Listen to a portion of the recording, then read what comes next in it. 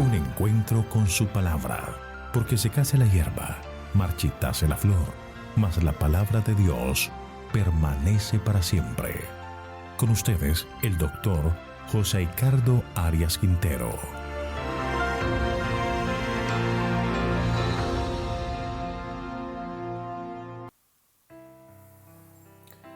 Hoy estudiaremos Mateo capítulo 7, el juzgar a los demás. Para ello vamos a orar. Querido Señor, cuán agradecidos estamos contigo porque eres un Dios de bondad, de misericordia, y podemos acudir a ti en estos momentos para encontrar paz, seguridad, salvación. Al abrir tu palabra necesitamos que tú nos guíes y podamos entender el mensaje que tiene para nosotros hoy. Acompáñanos por medio de tu Espíritu, porque sin ti, Señor, nada podemos hacer. Te lo agradecemos todo en el nombre de Jesús. Amén. En este capítulo vamos a estudiar la conclusión del Sermón del Monte. Cada frase de Jesús que pronunció ante sus discípulos y una gran multitud es muy significativa, llena de grandes aplicaciones espirituales.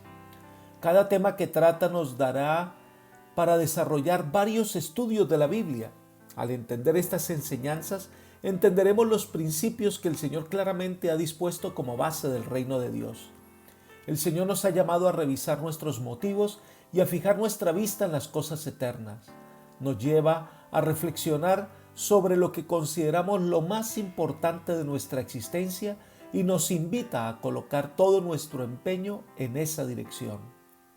El capítulo 7 nos lleva a revisar los motivos con los que tratamos a otras personas, la manera en que las vemos, y nos muestra el ideal de Dios sobre las relaciones respetuosas que deben existir entre los hijos de Dios. Y termina con un llamado a colocar nuestra vida en el verdadero fundamento, el que nos hará permanecer de pie en medio de las terribles pruebas.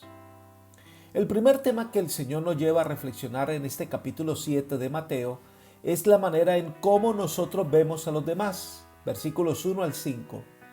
Hay varios elementos incluidos en este pasaje de Jesús. Leamos los versículos 1 y 2. No juzguen para que no sean juzgados, porque con el juicio con que juzguen serán juzgados, y con la medida con que midan se les medirá. Es un llamado de atención a que no debemos juzgar a otros. En el capítulo anterior estudiamos que el Señor nos dice que revisemos nuestros motivos. Si nuestro motivo es alardear piedad, mostrar lo justo que somos, esto por supuesto lleva a crear unos parámetros de conducta, de normas con los que nosotros medimos nuestra fidelidad y tratamos que esos parámetros nuestros sean la norma para medir la fe de otros. Muchos de los fariseos salían del templo no con un espíritu de agradecimiento por la bondad de Dios o con espíritu contrito al saber que sus pecados son perdonados, sino que salían llenos de orgullo por lo buenos que eran y con su justicia propia miraban a los demás y se creían la norma para determinar quién era fiel y quién no. Tengamos cuidado con este tipo de actitud, de tratar de imponer nuestros conceptos a los demás, de tratar de colocar medidas propias con las que creen que los demás deben seguir para ser tan justos como ellos. Elena de White sobre este punto dice lo siguiente: el pueblo participaba en extenso grado del mismo espíritu, invadía la esfera de la conciencia y se juzgaban unos a otros en asuntos que tocaban únicamente al alma y a Dios. Refiriéndose a este espíritu y práctica, dijo Jesús: no juzguéis para que no seáis juzgados. Quería decir, no os consideréis como normas, no hagáis de vuestras opiniones y vuestros conceptos del deber, de vuestras interpretaciones de las Escrituras, un criterio para los demás, ni los condenéis si no alcanzan vuestro ideal.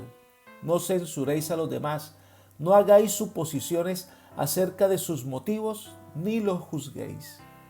Discurso Maestro de Jesucristo, página 105. No debemos medir a los demás con las medidas que nosotros tampoco alcanzamos. Tengamos cuidado en convertirnos en norma de los demás. Por otra parte, Cuando el Señor dice que no debamos juzgar a los demás, no se está refiriendo a reconocer que un hecho está bien o mal. Los actos que realizan las personas pueden ser buenos o malos, y esto es claramente definido. Lo que no podemos es juzgar los motivos y las intenciones del corazón. Podemos ver un acto pecaminoso cuando alguien realiza una actividad contraria a lo que Dios ha establecido en su ley. Nosotros vemos el acto, pero no estamos llamados a juzgar los motivos, ni a cuestionar ni juzgar a los demás, porque eso solo los conoce Dios. Dice Elena de White: no juzguéis nada antes de tiempo, hasta que venga el Señor, el cual aclarará también lo oculto de las tinieblas y manifestará las intenciones de los corazones. No podemos leer el corazón. Por ser imperfectos no somos competentes para juzgar a otros. A causa de sus limitaciones, el hombre solo puede juzgar por las apariencias. Únicamente a Dios, quien conoce los motivos secretos de los actos y trata a cada uno con amor y compasión, le corresponde decidir el caso de cada alma. Discurso Maestro de Jesucristo, página 106. Debemos aprender como el Salvador hizo: aborrecer el pecado, pero amar al pecador. Los actos malos merecen nuestra llamada de atención, pero con el objetivo no de condenar, no de determinar quién se salva o se pierde. Nuestra tarea es buscar la redención de las personas. Odio al pecado, amor perdonador al pecador. Sigamos con los versículos 3 al 5. ¿Por qué miras la brizna de paja que está en el ojo de tu hermano, pero dejas de ver la viga que está en tu propio ojo? ¿Cómo dirás a tu hermano: deja que yo saque la brizna de tu ojo, y aquí la viga está en el tuyo? Hipócrita, saca primero la viga de tu propio ojo, y entonces podrás ver para sacar la brizna del ojo de tu hermano. Aquí está considerando en esta declaración Jesús la crítica y la censura. Y a veces se hace sin compasión y en muchas oportunidades equivocadamente. Algunos andan buscando faltas y defectos en los demás y están listos para señalarlas. El Señor nos dice que no hagamos eso, sino que mostremos un espíritu de verdadera cortesía cristiana, respeto a los demás y amor por el débil. Nuestra mano debe estar abierta, es para ayudar. Nuestra voz es para dar aliento y fuerza. También el Señor nos enseña en este pasaje que debemos cuidarnos en criticar a otros, porque de esta misma manera seremos juzgados nosotros. A veces los juicios que lanzamos a los demás, las críticas que hacemos de manera fuerte y estricta para después mostrar que somos igual de culpables a ellos. Cometemos los mismos errores. El apóstol Pablo los expone de manera muy clara en Romanos capítulo 2, versículo 1. Por lo cual eres inexcusable, oh hombre, quien quiera que seas tú que juzgas, pues en lo que juzgas a otro, te condenas a ti mismo, porque tú que juzgas, haces lo mismo. Juzgando a los demás porque nos consideramos más justos que ellos, pero estamos cometiendo las mismas faltas. Elena de White dice: los que juzgan o critican a los demás se proclaman culpables porque hacen las mismas cosas que censuran a otros. Al condenar a los demás se sentencian a sí mismos y Dios declara que el dictamen es justo. Acepta el veredicto que ellos mismos se aplican. Discurso Maestro de Jesucristo, página 106. En el pasado nadie podía apedrear a otro por adulterio si también estaba en adulterio. Es decir, si estamos robando, ¿cómo vamos a juzgar a un ladrón? Nadie es lo suficientemente bueno para juzgar el carácter de otra persona. Jesús lo ilustra con la viga en el ojo o la paja del ojo ajeno. Es una escena que debió causar risa al auditorio. Por eso no estamos llamados a juzgar a ninguno, no estamos llamados a determinar los motivos de nadie. Esa obra es de Dios. Nuestra labor es salvar al perdido, llevarlo a Jesús, que es el único que puede producir arrepentimiento. Cristo es el único verdadero modelo de carácter y usurpará su lugar quien se constituye endechado para los demás. Puesto que el Padre todo el juicio dio al Hijo, quien quiera que se atreva a juzgar los motivos ajenos, usurpa también el derecho del Hijo de Dios. Los que se dan por jueces y críticos se hallan con el anticristo. Discurso Maestro de Jesucristo, página 107. Nuevamente el Señor nos lleva a analizar nuestros motivos. Cuando veo a alguien cometer un error, ¿qué es lo que debo hacer? La Biblia es clara que nuestra labor no es juzgar, sino salvar. Debemos acercarnos a esta persona y mostrarle el error y llevarlo a Cristo para que restaure. Pero algunos salimos y difundimos el problema y no damos los pasos para salvar. Una última consideración es que en el afán de ser justos, de hacer las cosas estrictamente, nos creemos con autoridad para ser duros e inflexibles. Puede ser que tenga razón el reclamo, puede ser que tú tengas algo justo por el cual hacer un reclamo, pero eso no te autoriza para ser descortés o proferir palabras frías y despojadas de amor. Quisiera llamarlos a considerar el siguiente comentario al respecto. Cuando él cree haber descubierto una falta en el carácter o en la vida, se apresura celosamente a señalarla. Pero Jesús declara que el rasgo de carácter que se fomenta por aquella obra tan opuesta a su ejemplo resulta, al compararse con la imperfección que se critica, como una viga al lado de una paja. Los que no han experimentado la contrición de una entrega completa a Dios no manifiestan en la vida el influjo enternecedor del amor de Cristo. Desfiguran el espíritu amable y cortés del Evangelio y hieren las almas preciosas por las cuales murió Cristo. Según la figura empleada por el Salvador, el que se complace en un espíritu de crítica es más culpable que aquel a quien acusa, porque no solamente comete el mismo pecado, sino que le añade engreimiento y murmuración. Discurso Maestro de Jesucristo, página 106. Seamos cuidadosos al actuar, lentos para hablar, listos para escuchar, listos para salvar y llevar las personas al perdón divino. Entonces Jesús pronuncia unas palabras que parecen extrañas. Leamos Mateo capítulo 7, versículo 6. No deis lo santo a los perros, ni echéis vuestras perras delante de los cerdos, no sea que las pisoteen y se vuelvan y os despedacen. No se trata de exclusividad en lo que tiene que ver con la salvación. La iglesia fue llamada a esparcir el evangelio a todo el mundo. Debemos ir a todo tipo de personas. Pero en este trabajo nos encontraremos con personas que persisten en seguir su camino pecaminoso, por más que se les llame, no quieren cambiar su forma de vida. Otros solo quieren pelear con los predicadores, quieren el evangelio solo para controversia. Entonces el Señor les pide que no debieran invertir las verdades del evangelio sobre aquellas personas que no están preparadas aún para recibirlas. Elena de White explica: Jesús se refiere aquí a una clase de personas que no tienen ningún deseo de escapar de la esclavitud del pecado. Por haberse entregado a lo corrupto y vil, su naturaleza se ha degradado de tal manera que se aferran al mal y no quieren separarse de él. Los siervos de Cristo no deben permitir que los estorben quienes solo consideran el evangelio como un tema de contención e ironía. Discurso Maestro de Jesucristo, página 110. Dios ama al pecador, pero no obliga a nadie. Nuestra conquista es con oración, con amor, pero nunca podemos obligar al que no quiere. En la siguiente sección del sermón de Jesús vuelve a llevarnos a reflexionar sobre la oración y la regla de oro, versículos 7 al 12. El Señor ha presentado los grandes principios del reino y debemos reconocer que es imposible para nosotros desarrollar estas nobles virtudes. Por eso vayamos a los versículos 7 y 8. Pidan y se les dará. Busquen y hallarán.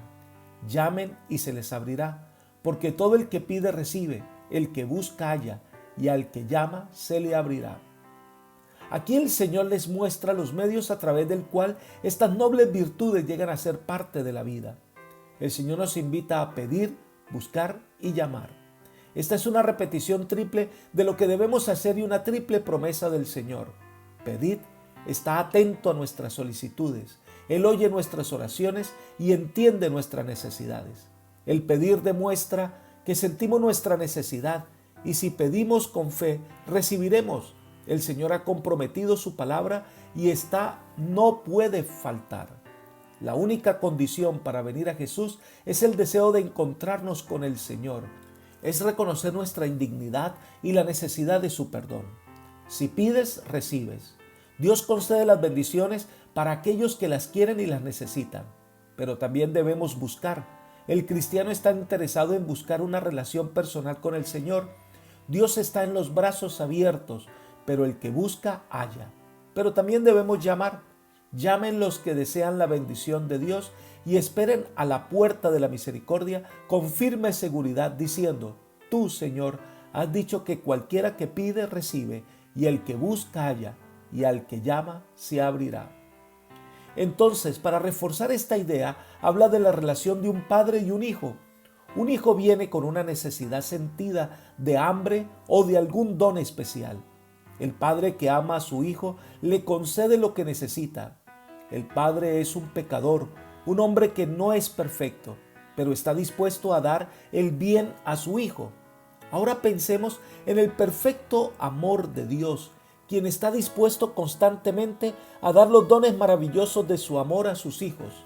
Entonces, si vienes al Señor, lo buscas, lo llamas, le pides, ten la seguridad que Dios escucha y responde, porque Él es amor.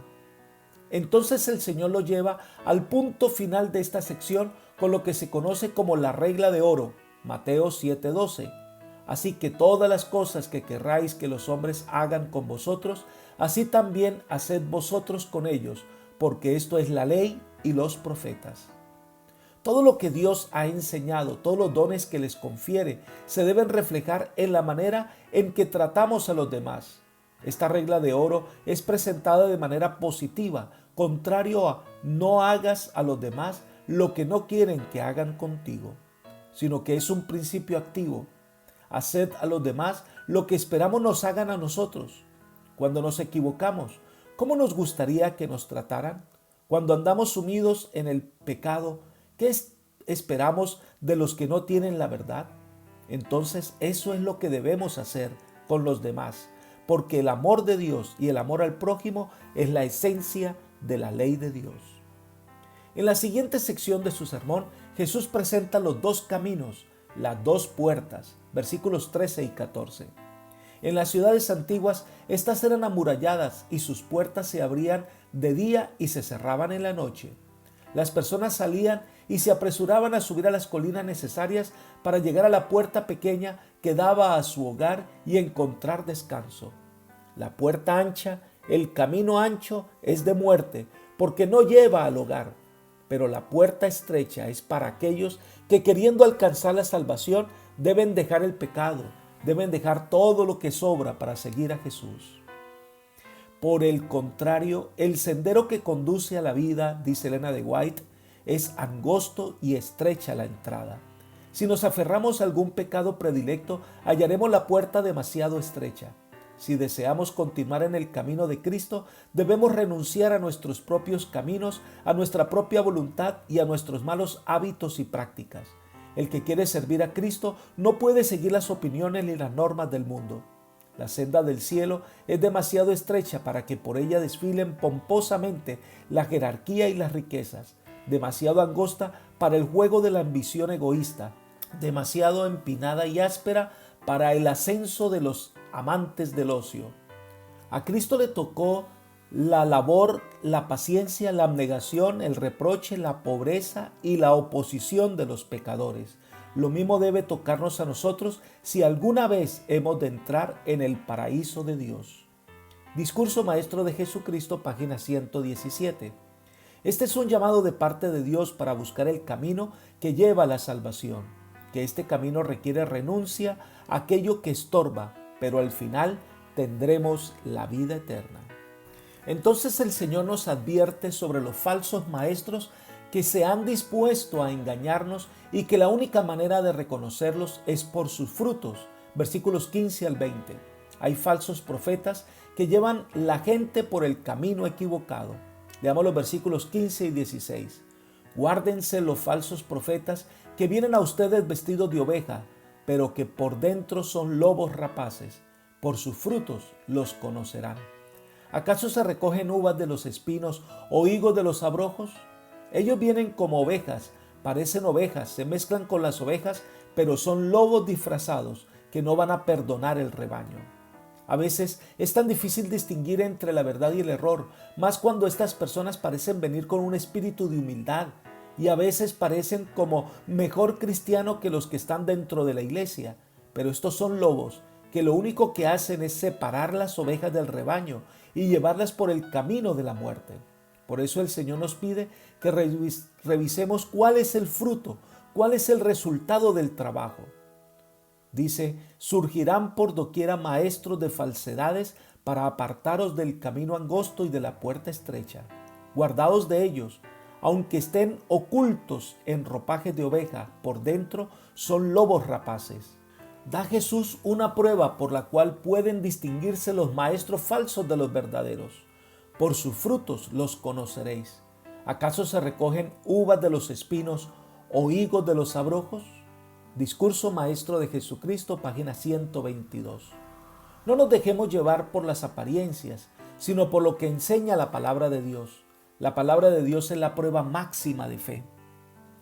Y para reforzar esta idea, Jesús presenta en su sermón que no todos los que dicen ser cristianos lo son. Versículos 21 al 23. Pueden hacer señales, pueden hacer prodigios, pueden decir que hablan con poder. El Señor dice, no todo el que me dice Señor, Señor, entrará en el reino de los cielos, sino el que hace la voluntad de mi Padre que está en los cielos. Solo el que hace la voluntad de Dios, solo el que obedece su palabra, solo el que guarda sus mandamientos, solo el que lleva una vida de relación estrecha con Cristo, este es un verdadero discípulo.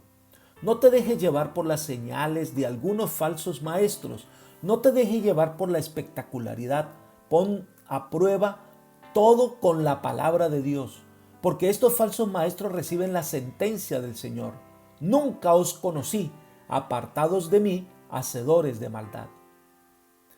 Dice, hay personas que creen tener razón cuando están equivocadas. Proclaman que Cristo es su Señor y profesan hacer grandes cosas en su nombre, pero son obradores de iniquidad. Hacen halagos con sus bocas y el corazón de ellos anda en pos de su avaricia. El que declara la palabra de Dios es para ellos como cantor de amores, hermoso de voz y que canta bien, y oirán tus palabras, pero no las pondrán por obra. Discurso Maestro de Jesucristo, página 123. Debemos tener en cuenta que la verdadera prueba del discipulado es la obediencia a la palabra de Dios. Las enseñanzas deben ser consideradas con la Biblia y deben reflejarse en el carácter. Nadie abrigue la idea de que las providencias especiales o las manifestaciones sobrenaturales han de probar la autenticidad de su obra ni de las ideas que proclama. Cuando los hombres dan poca importancia a la palabra de Dios y ponen sus impresiones, sus sentimientos y sus prácticas por encima de la norma divina, podemos saber que no tienen la luz. Debemos cuidarnos que nadie nos desvíe de la puerta estrecha. Y entonces termina el Sermón de la Montaña con una llamada a revisar cuál es el fundamento que tenemos para nuestra vida. Versículos 24 al 27. Leamos. Cualquiera pues que me oye estas palabras y las hace, será semejante a un hombre prudente que edificó su casa sobre la peña, y cayó la lluvia, vinieron torrentes, soplaron vientos y golpearon contra aquella casa, pero no se derrumbó porque se había fundado sobre la peña. Pero todo el que me oye estas palabras y no las hace, será semejante a un hombre insensato que edificó su casa sobre la arena. Cayó la lluvia, vinieron torrentes y soplaron vientos y azotaron contra aquella casa, y se derrumbó, y fue grande su ruina. Es el llamado a recibir las palabras del Señor y sobre ellas edificar nuestro carácter. De tal manera, cuando vengan las luchas y las pruebas, podemos permanecer en pie. Si aplicamos para el tiempo del fin, pues llegaremos a la conclusión que aquellos que aceptaron el consejo divino, aquellos que edificaron sobre Cristo, que es la roca de los siglos, ellos permanecerán para siempre. Rechazar las enseñanzas de Jesús sería edificar sobre la arena. Miren el siguiente comentario. Edificamos en Cristo por la obediencia a su palabra. No es justo quien solo se complace en la justicia, sino quien la ejecuta.